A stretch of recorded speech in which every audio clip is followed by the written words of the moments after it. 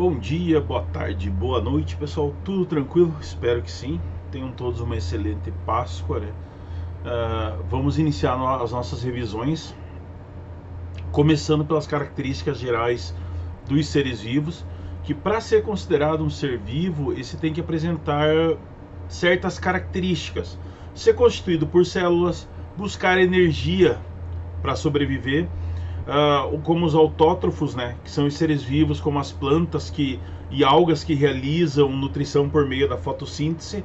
Então, todos os organismos que realizam fotossíntese no planeta são os autótrofos. E os heterótrofos, que são os seres vivos que buscam energia se alimentando de outros seres vivos. Então, eles dependem de outros seres para sobreviver.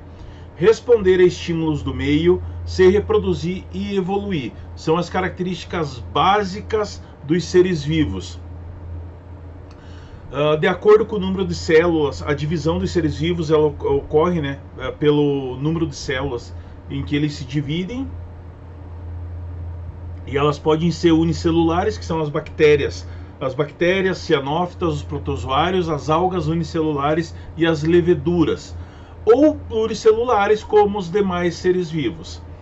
De acordo com a sua organização estrutural, elas se dividem em células procariontes, que a principal característica dos procariontes, que é o caso das bactérias, é a ausência da carioteca, é desprovida de mitocôndria, de plasmídeos, complexo de Golgi e retículo endoplasmático. São células mais simples, tá? que têm vida, né? Entram na nossa organização dos seres vivos, porque elas têm metabolismo próprio e têm DNA em sua constituição, mesmo que ele seja disperso no citoplasma.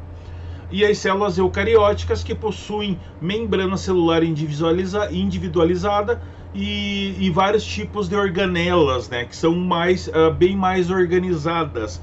Já possui a carioteca, que organiza o DNA no meio celular, e a maioria dos animais e plantas que nós conhecemos são dotadas desse tipo de célula. A célula vegetal com parede celular de lignina, vacúolo e cloroplasto, e a célula animal com a membrana plasmática, né, na sua constituição, e as enzimas e os componentes, as organelas celulares que desempenham as funções celulares da célula. Dentro disso, dessa classificação dos seres vivos, teve a necessidade dessa organização ou a sistemática da classificação biológica, né? Que é a parte que nomeia e classifica os seres vivos de acordo com o seu grau de parentesco evolutivo.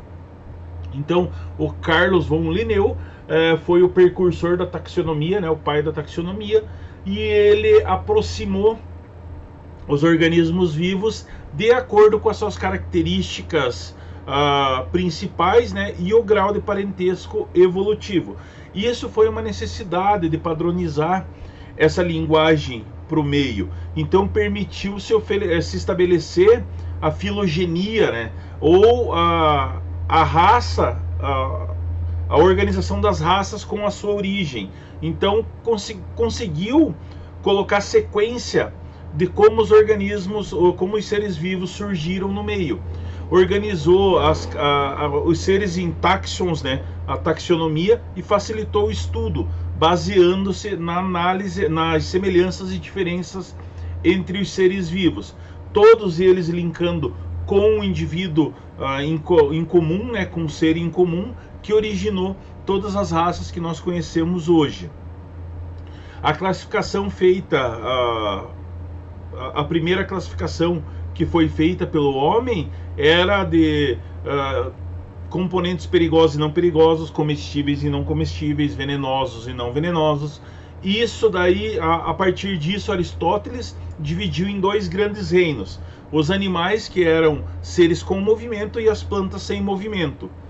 Depois de Aristóteles, Platão pegou e deu uma reorganizada e separou um pouquinho essa organização vegetal. Separou ele quanto ao tamanho, as gramíneas, as ervas, arbustos e árvores, que eram características visuais, né? Então as primeiras classificações elas se deram por isso daí, em como os filósofos visualizavam aqueles componentes e separavam ele de acordo com as características que eram vistas. São classificações artificiais, claro, porque você observa o critério que foi olhado, ele foi aleatório, foi visual, então ele acabou sendo bem superficial, mas foi o primeiro tipo de classificação que ocorreu dos seres vivos. Aí Linneu, né, que pegou e organizou de uma forma melhor a nossa taxonomia. Inicialmente ele manteve os dois reinos que foram propostos por Aristóteles, né? O grande reino Plantae e o grande reino Animalia, mas colocou alterações nessas classificações. Estabeleceu espécies com base na classificação, criou cinco grupos taxonômicos, né? Reino, classe, ordem, gênero e espécie, e propôs o uso de palavras latinas. Por que isso? Para deixar isso universal. Como o latim ele era falado na época em grande parte dos continentes, né? Então foi a língua adotada para a organização taxonômica das espécies. E ele estabeleceu a nomenclatura binominal para as espécies. Então toda espécie ela é sempre nomeada com dois nomes, né? Organizando seu gênero e espécie no meio onde ela vive. Um exemplo disso é a pantera leo, né, que é a nossa pantera. O nome científico dela é Panthera leo, e a onça, que é a Panthera onça. Pantera é o gênero e onça é o nome específico da espécie, né? Então é o conjunto, o gênero, você engloba conjuntos de espécies semelhantes, e o epíteto é o termo que vai designar a espécie a que ela pertence. Após a nomenclatura de Linneu, Whittaker, né, propôs a classificação dos organismos em 5 reinos distintos, que é hoje a nossa classificação atual, né? Aqui a gente utiliza até hoje. O Monera, que são os procariontes, o reino protista, que são os eucariotos unicelulares, os protozoários, né, que não possuem parede celular, e as algas com parede celular. O reino Fungi, o reino Plantae e o reino Animalia. Então separou os seres vivos em 5 reinos, que até hoje, isso foi proposto lá em 1969, e é utilizado até hoje como classificação para os organismos vivos. Após esse tempo aí, logo após 69, em 77, Carl Woese, ele propôs a organização dos seres vivos em 3 grandes agrupamentos. Domínios, 3 grandes reinos: o Arqueia, o Bactéria, que eram constituídos por seres com células procarióticas, e o Eucária, constituído por seres com célula eucariótica. Cada domínio ele foi subdividido em reinos, correspondente aos filos, né, que cada um faz parte, dentro do sistema dos 5 reinos já conhecido.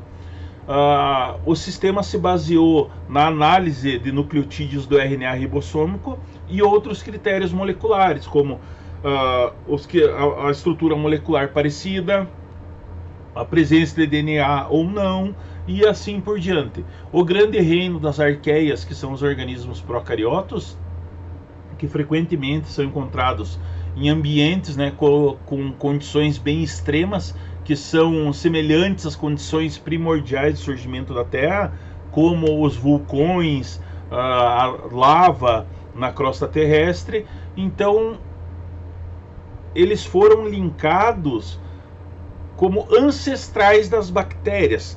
No entanto, assim, hoje em dia se considerou o grande grupo das arqueias um grupo intermediário entre os procariontes e os eucariontes, um link evolutivo que ocorreu entre esses dois grupos. O domínio das bactérias, né, o Bactéria, corresponde a um enorme grupo de procariontes anteriormente que eram classificados como eubactérias, que ainda hoje se encontra essa classificação em muitos livros, e eram representados pelos organismos patogênicos ao homem e bactérias encontradas em águas, solos e nos ambientes em gerais.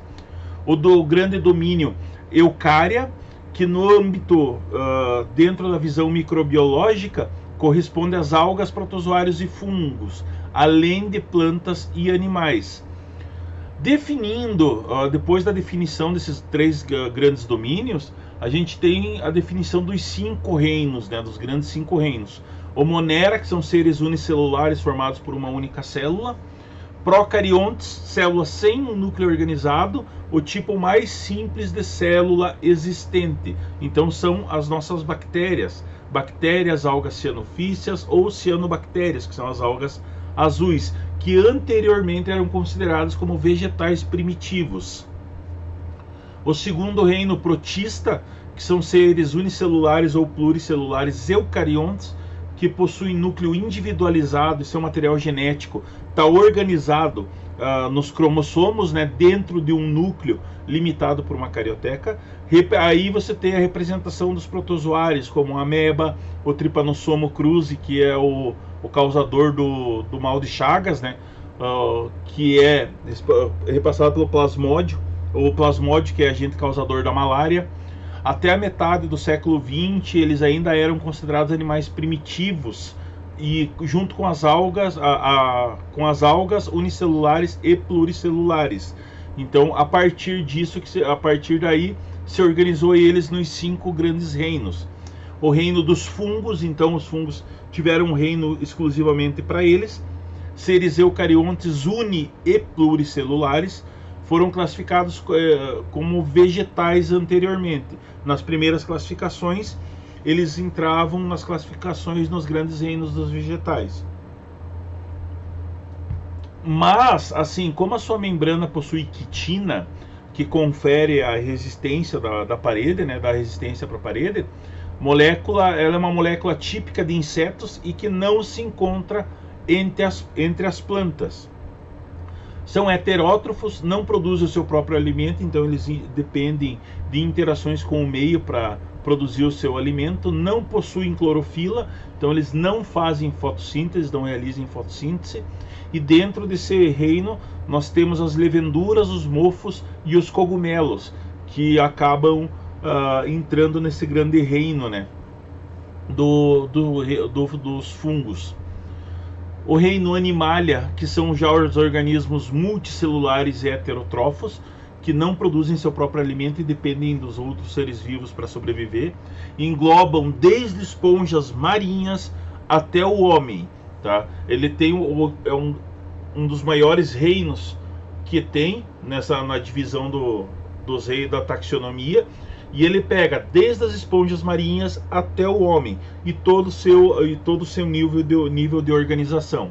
O reino plantae, que são os vegetais, desde as algas verdes até as plantas superiores. Tá? Então eu começo lá nas algas verdes e vou até as angiospermas, que são as plantas mais evoluídas.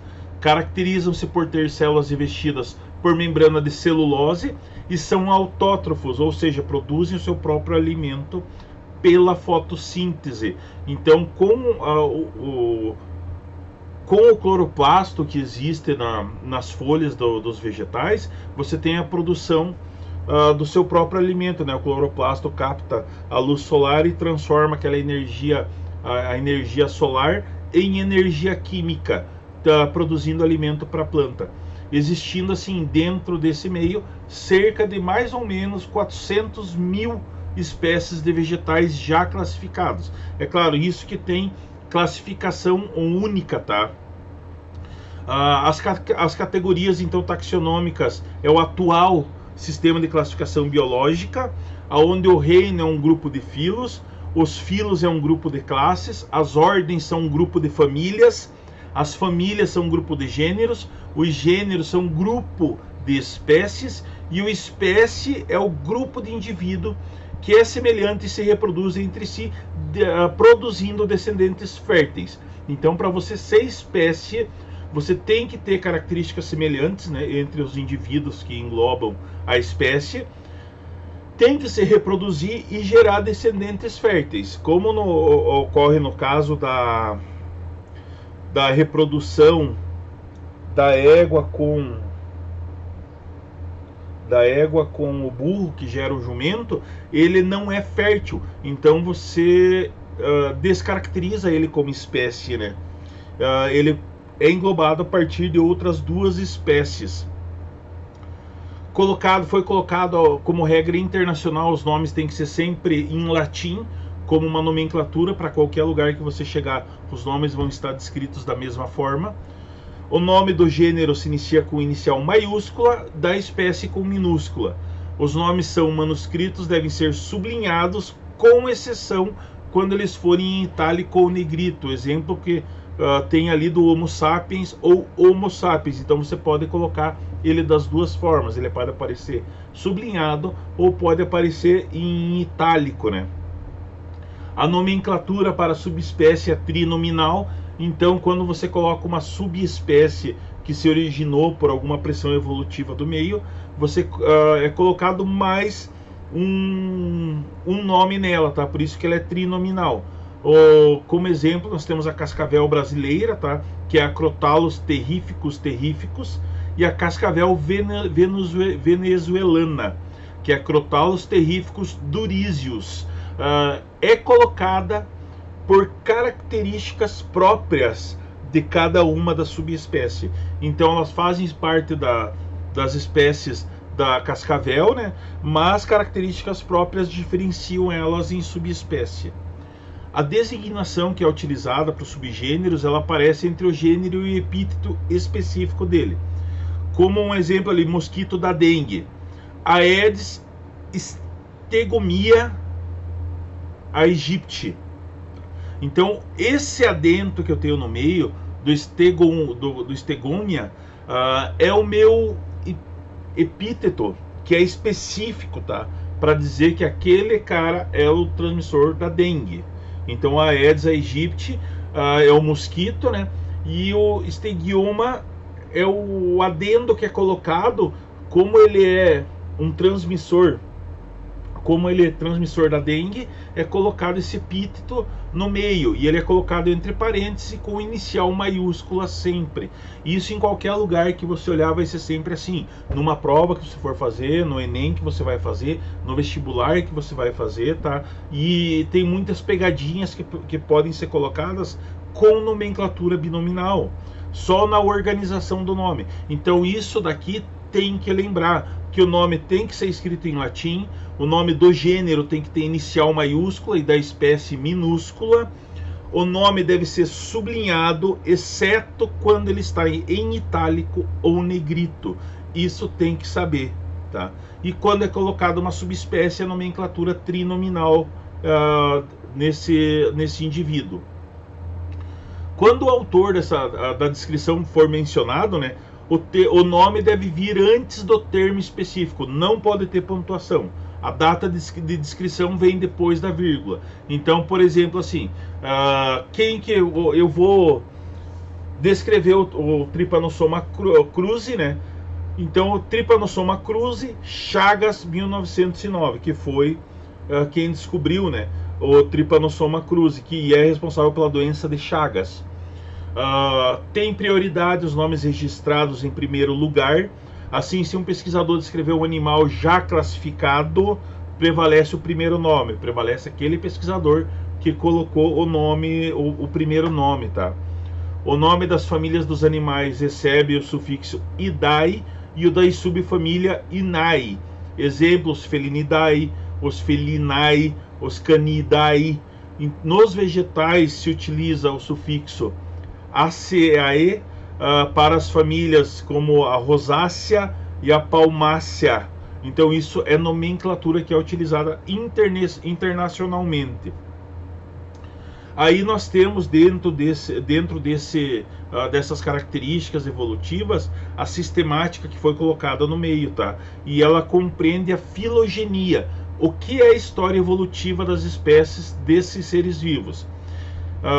Aí nós temos as comparações entre a sistemática evolutiva, sistemática filogenética ou cladística, que elas se diferem nos critérios que definem os táxons. A filogenia usa apenas as novidades evolutivas, né, para formar os grupos e com um método para testar as hipóteses de parentesco. A cladistia ela foi introduzida a partir das divulgações do trabalho de Heining em 66, e ela se baseia nesses pontos para colocar as características nos indivíduos. Entende-se, claro, que a diversidade dos seres vivos ele é resultante de processos evolutivos. Os seres vivos evoluem diretamente, né, estão sempre em processos de evolução e sempre se adaptando melhor ao meio ambiente onde vivem, e eles ocorrem por processo de anagênese e por cladogênese. São representados por diagramas denominados os cladogramas, né, em que se destaca os pontos onde ocorreram esses eventos cladogenéticos, e se considera a anagênese como o processo que origina essas novidades evolutivas. Ela pode sempre ser, a filogenia ela pode ser reconstruída com base em características derivadas, né, que são compartilhadas pelos indivíduos como um todo. A anagênese, que é o processo pelo qual um caráter, uma característica surge ou se modifica numa população ao longo do tempo, e isso é novidade evolutiva, né, é o que gera as subespécies e espécies novas no meio. A cladogênese, que é o processo responsável pela ruptura da coesão inicial de uma população, gerando duas ou mais populações que não se comunicam. Então as cladogêneses, ela gera espécies novas, né? De acordo assim, quando ocorre uma divisão, duas espécies se separam por um fator da natureza, por uma erupção vulcânica, um rompimento nas calotas polares, que separam essas duas espécies, elas podem se diferenciar até o ponto em que elas não, se elas fecundar entre si, elas não produzam mais indivíduos férteis. Aí tem o ponto de origem de duas espécies novas, tá? Que elas não mais se comunicam e elas adquiriram características únicas no processo de evolução que originou essas espécies novas no meio. Então ela acaba sofrendo, né, essa pressão do meio ambiente, e isso explica a grande biodiversidade que nós temos entre o meio, tá? Dentro desse meio aí, quando ocorre, né, os cladogramas, eles podem ser bem diferenciados também. Você pode ter uma espécie que ocorre uma dicotomia, né? Então ela se divide em duas espécies diferentes, ou politomia, que ela pode se dividir em 3 ou 4 espécies diferentes, de acordo com a pressão que ela sofreu com o meio, tá? Então você tem, eu coloquei um exemplo ali que fala sobre da árvore filogenética, tá? E nos pontos que estão relacionados lá, é os pontos que teve a divisão entre outras espécies. Então, naquele ponto ali, algum momento ocorreu uma pressão geográfica, uma pressão do meio que separou aqueles indivíduos dos indivíduos iniciais ali, e características únicas deles originaram indivíduos de uma outra espécie com características únicas, e isso ocorre em toda a nomenclatura do cladograma. Espero que tenham entendido, tá, pessoal? Qualquer dúvida pode mandar. Um grande abraço, um beijo e até a próxima aula.